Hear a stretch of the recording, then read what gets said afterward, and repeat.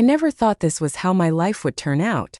A woman in her mid-40s, feeling more invisible than ever, standing by herself in a lovely home. My spouse was absent all the time. Days turned into weeks as he traveled for work. Furthermore, his return felt less like a reunion and more like a formality. We hardly exchanged more than small talk. It had been years since we had shared intimacy.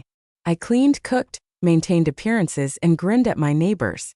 On the inside, though I was fading, my husband informed me that he would be departing once more, this time for almost a month in the early spring. I pretended to understand and nodded. I didn't protest as usual. I didn't. I believed I had come to terms with this. My stepson Liam returned from spring break at college just 1 week after he left. Tall and courteous, he was 22 and had always maintained a respectful distance. Our relationship had always been a formal, quiet one, as I had been his parent since middle school. But now that he was a man, there was a change in the way he gazed at me. First of all, it wasn't improper. However, it was distinct. His eyes seemed to linger a bit longer. His once casual compliments now felt intimate. One morning in the kitchen, he said in a warm voice, "You look beautiful today." I dismissed it with a laugh. My heart, however, fluttered. Almost by accident, we began to spend more time together. He would sit next to me while I watched late-night TV, offer to help with groceries, and cook dinner with me. I wasn't blind, but I made an effort to ignore the mounting tension.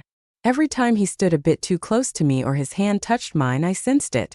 We watched the sunset one evening while sitting on the porch. He told me that he respected my ability to keep the family together and my fortitude toward his father.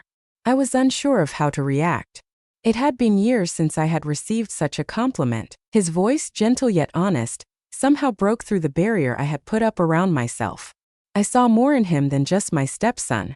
I came across a man who was aware that I was still alive. I had trouble sleeping that night. I kept playing back our exchanges. I told myself it was innocuous based on the way he looked at me and the fact that I didn't back down. But I knew in my heart that I was lying. This was more than loneliness, I knew. I could no longer deny that I had gone too far emotionally. I was uneasy when I saw him again the following morning because of his smile. Even though it was wrong, I was starting to yearn for that attention and that sense of belonging. I woke up for the first time in a long time, but I was scared too. I hadn't taken any action yet, but I knew I was getting close, and I wasn't sure I would be able to avoid what was about to happen if I didn't do something quickly. IT took place on a Thursday night. The air felt heavier than usual, and the house was silent. I had just finished dinner when the rain began to pour heavily and the power went out. The atmosphere changed as there were no lights, no distractions, and only candles for warmth. With 2 glasses of wine in his hands, Liam entered the living room. With a soft smile, he said, "I thought you could use this." Despite my hesitation, I accepted the glass. The rain tapping against the windows was the only sound we could hear while we sat in silence. My guard was lowered by the wine. Our discussion veered from recollections to feelings. He talked about how lost he had been lately, how happy he was to be home, and how safe he felt being with me. I listened, finding solace in the candor. He then said something that made me stop dead in my tracks. "You have no idea how amazing you are, do you?" He didn't avert his gaze as I stared at him in confusion. He went on to say, "You deserve someone who sees you, someone who truly makes you feel alive." My heart was racing. I wanted to tell him that this was improper and to brush it off. However, I didn't. Instead, I listened to what he had to say.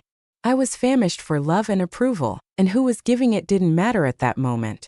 I admitted to him that I occasionally felt as though I was vanishing from this house, and that no one was paying much attention to me anymore. I didn't pull away when he reached for and gently held my hand. It was so peaceful and natural, as if we had come here by accident rather than choice. He didn't touch hard.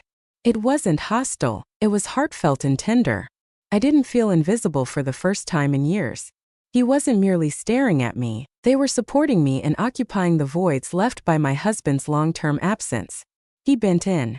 I ought to have prevented him. I didn't. Slowly, softly, our lips met. Words could never express what that kiss did. It wasn't hurried or crazy. It was intense and filled with feelings that we had both suppressed. We sat in silence when it was over, both of us aware that we had crossed a line we couldn't get back. Without saying anything more, I got up, told him I had to go to bed, and left him sitting there. But there was no sleep. My heart pounded, my mind went haywire. I was aware that our actions were improper. It was more than a simple kiss. It was treachery. Not just of my spouse but of all I believed to be my values. Nevertheless, I didn't feel regret for a while. Something inside of me was touched, seen, and awakened in a way I had forgotten was possible. I was unable to describe it. Not that I wanted to. However, I was aware that nothing would be the same going forward. Something had changed within me. I would never be able to replace it. I avoided making eye contact the following morning. Nothing felt the same, but I walked around the kitchen as if nothing had changed. Aiden came in casually, but I could see that his attitude had changed. He was now calm and self-assured, as if he had crossed a boundary and wasn't sorry. He volunteered for breakfast assistance. I didn't look up as I nodded. Although silent, the tension between us was evident. We kept the kiss to ourselves. It hung in the air like a secret too loud to ignore, but neither of us mentioned it. I repeatedly reminded myself that it was only a fleeting moment, a feeble error of judgment. However, I remained motionless when his hand touched mine once more. I felt my body respond when he reached for a plate while standing right behind me. Inside of me, excitement and shame roared. Later that day, I noticed that he was purposefully observing me rather than merely idly. He examined every detail of me, including my movements and face, as if it were important. It was the most attention I had received in years, not from anyone, not even my husband. It was incorrect. Even though I was aware of it, I still wanted more. Aiden started to spend less time with his friends and more time at home. He used walks, errands, and movie nights as justifications to be close to me. Our discussions became more in-depth. He inquired about my early years, my aspirations, and the things I had given up over the years. I came to see how much of myself I had sacrificed for a marriage that offered me nothing in return. I made an effort to establish limits. I informed him that this was risky and irresponsible, and that it couldn't go on. He nodded, listened, and even expressed regret. He whispered that he couldn't stop thinking about me, and that I deserved better than to be abandoned by a man who didn't even notice when I sobbed myself to sleep the next time he found me by myself. I felt like I was being stitched back together with each word. "You don't have to keep pretending," he said, touching my face one evening. "You're free to experience emotions once more." I didn't respond. I didn't have to. I said enough with the way I looked at him. Long ago, the emotional boundary had been crossed. It wasn't planned what happened next. It was unavoidable. I no longer recognized myself. I was a woman caught between loyalty and the desperate need to be wanted, between desire and guilt. I reminded myself that I still had power and could put an end to this before it got out of hand. In actuality, though, I had already fallen. Nevertheless, I was afraid of the repercussions, not just of being discovered, but also of what would occur if he left again, when his vacation was over, and I found myself in this house by myself once more. Is this me he would take with him? Or would I once more be left broken? This time, Liam's break was ending due to an error I could never reverse, and the consequences of our actions started to weigh more heavily on us both. In his quiet moments, I could see it. He gave me a look but didn't say much. Our silence felt heavier now for some reason. Guilty but not intimate, he began packing, and I felt fragments of my frail world crumble with each folded shirt. Yes, we had gone too far, but what now? We never discussed what would come next. I didn't ask, and he made no promises. I wanted to avoid illusions.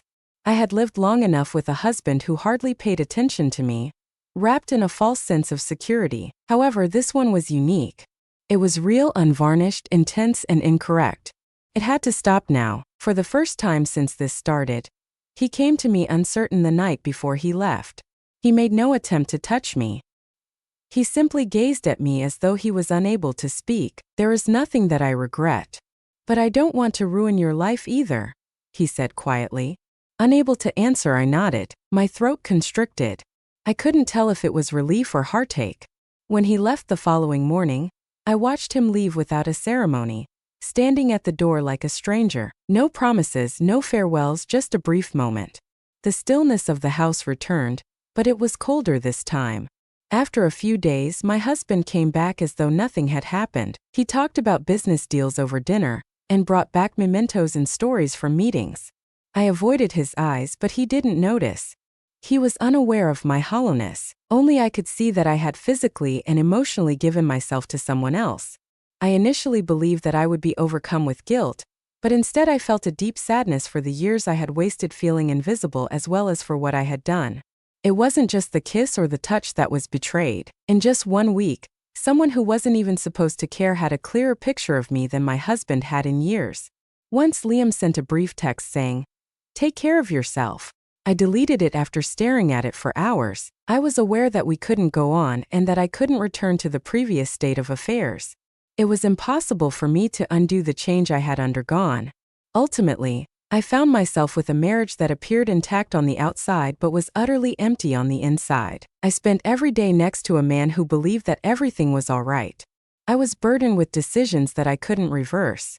Perhaps avoiding detection and having to endure the silence is the true penalty. I discovered that attention without commitment is just temptation, and love without attention is just habit. I lost a part of myself somewhere in the middle that I will never regain.